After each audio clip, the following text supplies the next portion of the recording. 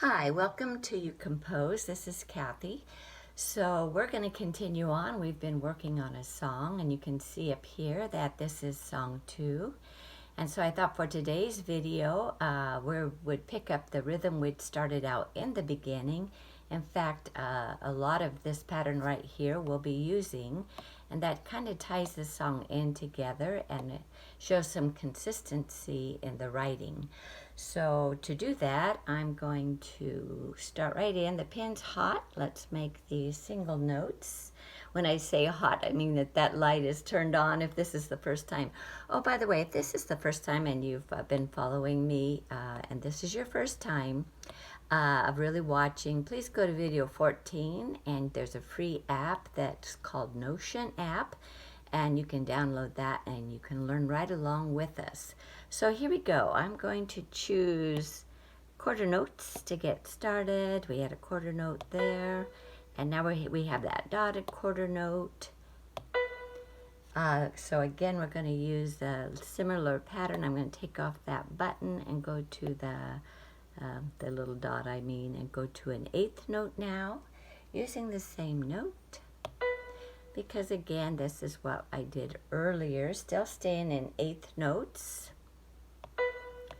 And I'm going to use a little variety. You can see now that up here, I used Fs and I stayed on the same F, and then just one note there went up, which was G. Well, here the pattern's just a little bit different because I'm going to continue on up.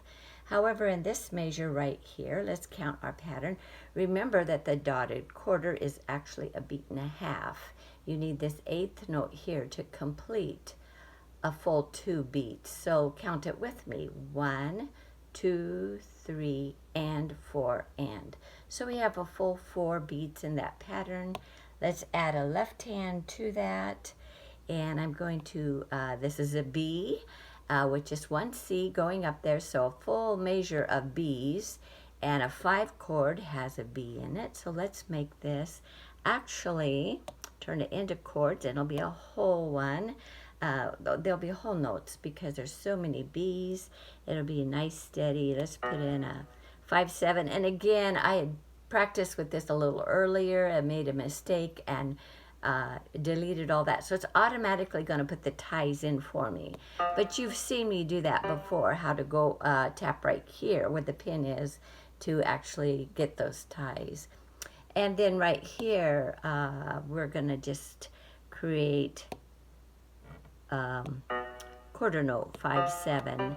It ties to that. Remember, a tie just simply means that you would hold this down for another beat. You wouldn't play that in that new measure. So again, those ties came up automatically as they did up here in my past video I described, just because I had practiced it that way before I actually put it on live to share with you with this. So here we go. We've got these B's and one C, so definitely we're into a 5/7 chord there in that measure. Let's continue on, and I changed up the melody line just a little bit for some variety, and that's always good. I'm going to take that off because I'm just going to scroll it up a little bit. I hope that you're getting along well with your Notion app and getting used to some of those little things that can really kind of throw you off, like forgetting to turn off your pen when you want to scroll the keyboard up and down and things like that. It did me anyway. Okay, so 2/8 up here. Oops, we better make sure the green gets up there. Yeah, so, and that's another thing to watch out for. Make sure wherever you want the note to go, this little green light is there. So we want 2 D's, and that's what I wrote.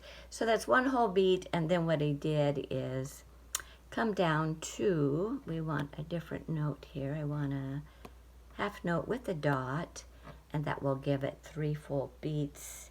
And I want to end that measure on treble C. And that through that back up here, but you can see how that completed in beats. You've got 1 and 2, 3, 4, because a dotted half note gets 3 beats. Okay, and then here, let's go ahead and finish out the measure here. So under here, we would put, I want a bass. So we talked about, now that's a C. So we're down here, instead of putting a C chord, chord together. It's a C chord, but we're going to call it a broken C chord because it's still C, E, G, but it's just broken out. And of course that will kick this down here. And remember, when you get a little frustrated and confused, when the measures get messed up like that and it throws you around a little bit, just go down to, let's see, where is it? It would be right here. And you would go to print to check it out and see what it's going to look like when you actually print out the page, and see how nice that is. So what I do when I go to print it out, I just make sure the other 2 pages in the program, usually it offers 2 more pages, that they don't print, and that way you're not wasting your paper. However, when you go over to my playlist, 3-Minute Piano Lessons, a lot of those videos, most of them have a song that's included with them that you can download and print out.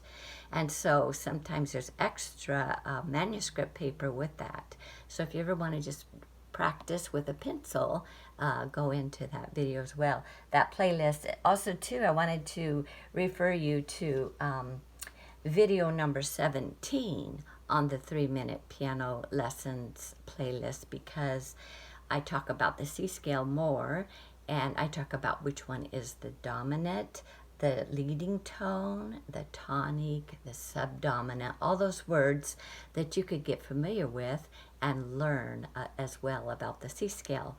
So that's all we're going to cover today. Next video, we'll be putting in words to that.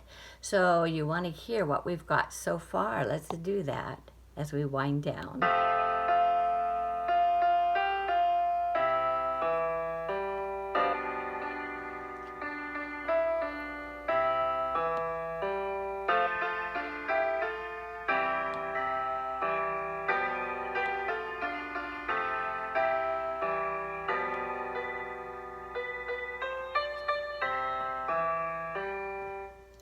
All right, I'm happy with that. Thank you for joining me, and be sure and come back. Bye-bye.